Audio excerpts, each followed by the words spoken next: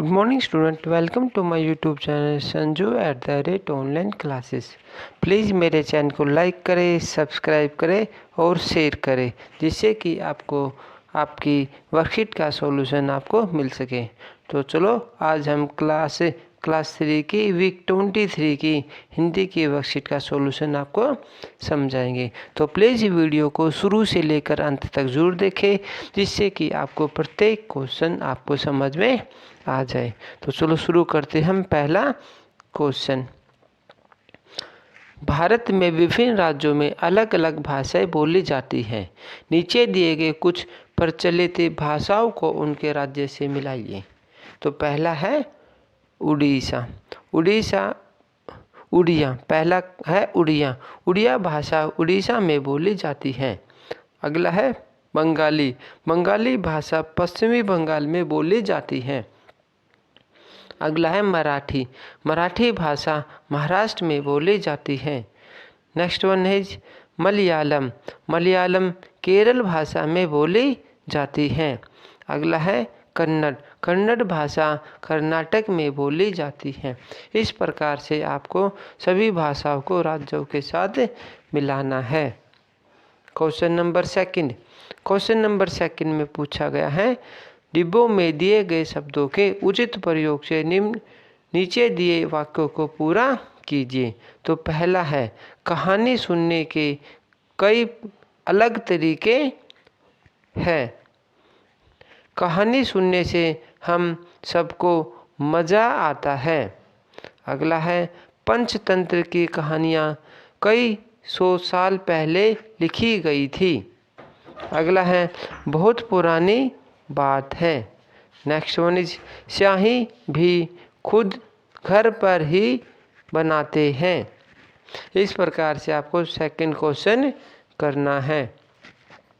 Question number 3, अनेक शब्दों के लिए एक शब्द लिखिए। पहला है, जो कहानी लिखते हैं उसको बोलते हैं लेखक। अगला है, जो कविता लिखते हैं उसको बोलते हैं कवि। अगला है, जो खेती करते हैं उनको बोलते हैं किसान। जो हमें पढ़ाते हैं उनको बोलते हैं अध्यापक या अध्यापिका। नेक्स्ट क्वेश्चन नंबर नेक्स्ट में दिया गया है, नीचे पंचतंत्र की कहानी दी गई है। तो कहानी को ध्यान से पढ़ना है, समझना है, उसके बाद नीचे दिए गए क्वेश्चन को आपको करना है। तो चलो कहानी देखते हैं, कहानी क्या है। एक समय की बात है, एक जंगल में एक कौवा, चूहा और एक हिरन तीनों घनिष्ठ मित्र रहा करते थे। तीनों हमेशा साथ ही रहते थे। जंगल के सरोवर से पानी पीते, पेड़ों के फल खाते और सरोवर के आसपास ही खेलते थे। एक दिन जंगल में एक शिकारी हिरन का शिकार करने आया और उसे पकड़ने के लिए जाल बिछा दिया। शिकारी जाल बिछाकर छुपने गया ही था कि हिरन आसानी से उस जाल में फंस गया। उसके दोनों मित्रों ने जैसे ही यह सब देखा, उन्होंने हिरन को बचाने की ठानी।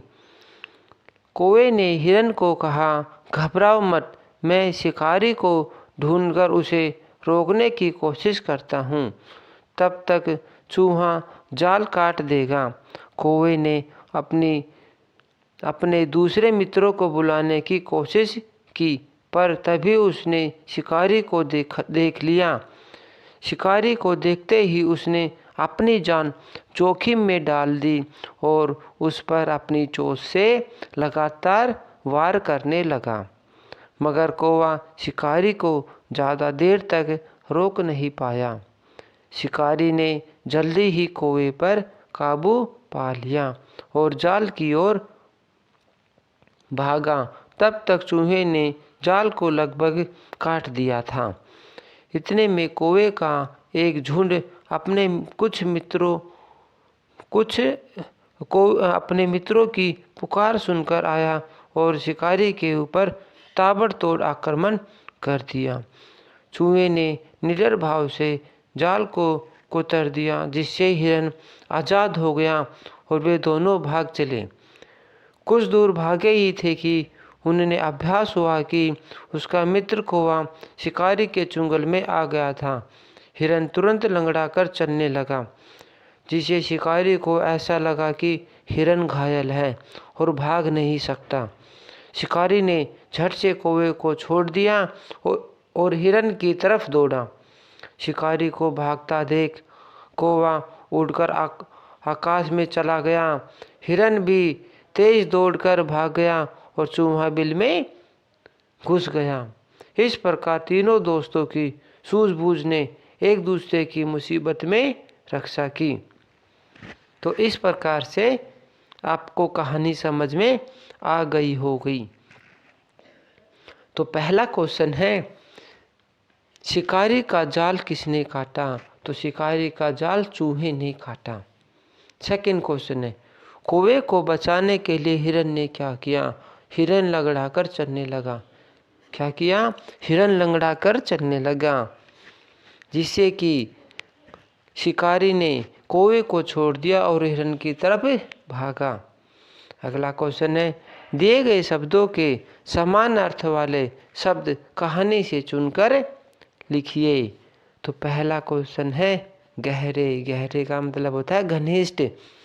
अगला है मुश्किल। मुश्किल का मतलब होता है मुसीबत। अगला है प्रयास। प्रयास का अर्थ होता है कोशिश।